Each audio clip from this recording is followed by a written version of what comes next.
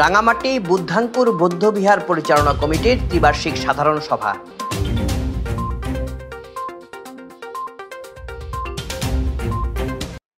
রাঙামাটি বড়ুয়া জনকল্যাণ সংস্থা ও বুদ্ধাঙ্কুর বৌদ্ধবিহার পরিচালনা কমিটির ত্রিবার্ষিক সাধারণ সভা অনুষ্ঠিত হয়েছে। শুক্রবার সকালে বুদ্ধাঙ্কুর বৌদ্ধবিহার মিলনায়তনে অনুষ্ঠিত ত্রিবার্ষিক সাধারণ সভায় সভাপতিত্ব করেন বিহার পরিচালনা কমিটির সভাপতি শিক্ষক সনত কুমার বড়ুয়া।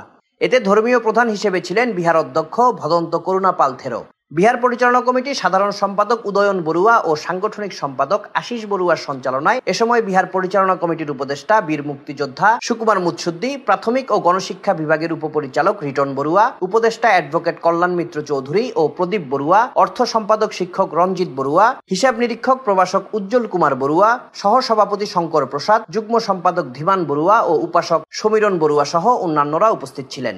অনুষ্ঠানের শুরুতে পঞ্চশীল পাঠ করেন মৃদুল বড়ুয়া। এরপর বিহার অধ্যক্ষ ভদন্ত করুণা পাল থেরো সধর্ম দেশনা ও পুণ্যদান করেন।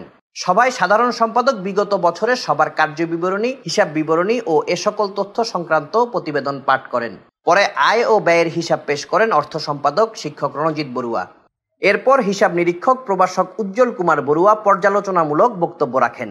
এ সময় বক্তারা কয়েকজন উপাসক কর্তৃক কমিটির কার্যক্রম বিষয়ে প্রশ্ন তুলে লিগ্যাল এইডে অভিযোগ করায় দুঃখ প্রকাশ করেন। তারা বলেন, বড়ুয়া জনকল্যাণ সংস্থা ও বুদ্ধাঙ্কুর বৌদ্ধবিহার পরিচালনা কমিটির কার্যক্রমে সবারই কম বেশি ভূমিকা রয়েছে। আজকে এই কমিটির নির্বাচন হওয়ার কথা থাকলেও লিগ্যাল এইডে অভিযোগ করায় পরবর্তী সিদ্ধান্ত না আসা পর্যন্ত নির্বাচন স্থগিতের সিদ্ধান্ত নেওয়া হয়েছে।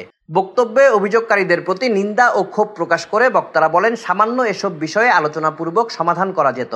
বড়ুয়া জনকল্যাণে কাজ করা এই সংস্থা ও ধর্মীয় প্রতিষ্ঠানের বিষয়ে অভিযোগ করা সমীচীন হয়নি। সহসভাপতি শঙ্কর প্রসাদ বলেন, আপনারা শুনেছেন আমাদের মধ্যে একটি অনাকাঙ্ক্ষিত ঘটনা ঘটেছে। এ নিয়ে আমি দুঃখ প্রকাশ করছি। আমরা সবাই বিভিন্ন এলাকা থেকে এসেছি, সুতরাং আমাদের এক একজনের মন মানসিকতা এক এক রকম। তাই আমি মনে করি দুই পক্ষ একসাথে বসে আলোচনাপূর্বক আমরা একটি সুন্দর সিদ্ধান্তে পৌঁছাতে পারবো।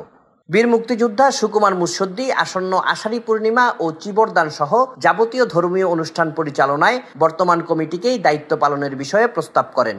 এই প্রস্তাবে বিহারের সহসভাপতি শঙ্কর প্রসাদ বড়ুয়া সমর্থন করলে ধীমান বড়ুয়া, সমীরণ বড়ুয়া, শম্ভু, সনৎকান্তি, বিধান বড়ুয়া দীপক, বিপ্লব, হারাদন, অলোকপ্রিয় চৌধুরী, স্বপন, উত্তম, নয়ন, মিল্টন, মানস, অমিতা বড়ুয়া মিনু ও সেবিকা বড়ুয়া সহ উপস্থিত সকলে সাধুবাদের সহিত সম্মতি জ্ঞাপন করেন।